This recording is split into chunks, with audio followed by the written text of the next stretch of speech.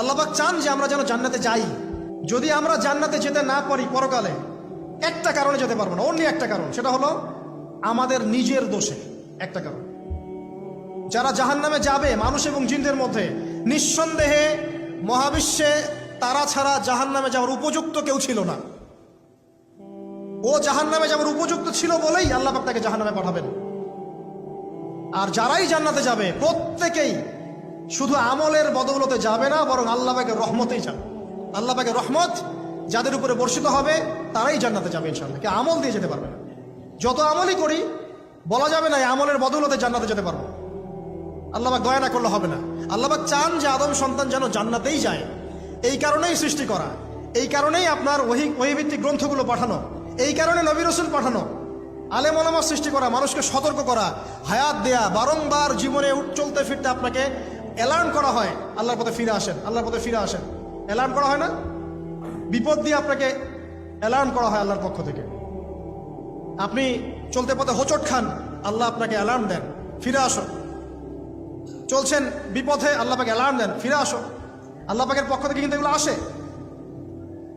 অদ্ভুত একটা হাদিস বললাম, অদ্ভুত বলতে বলছি অ্যামেজিং হাদিস, যে একজন সাহাবী বলছেন, সালমান রাদিয়াল্লাহু আনহু, তিনি বলছেন যে যখন মুমিনের উপর বিপদ আপদ বালা মুসিবত আসে, তখন মুমিনের এই বিপদ আপদ বালা মুসিবত রোগ শোকের বদৌলতে আল্লাহ পাক তার গুনাহগুলোকে মাফ করে দেন এবং তার মর্যাদাকে বাড়িয়ে দেন, এবং সে আল্লাহর দিকে ফিরে আসার অনুশোচনা করার সুযোগ পায়।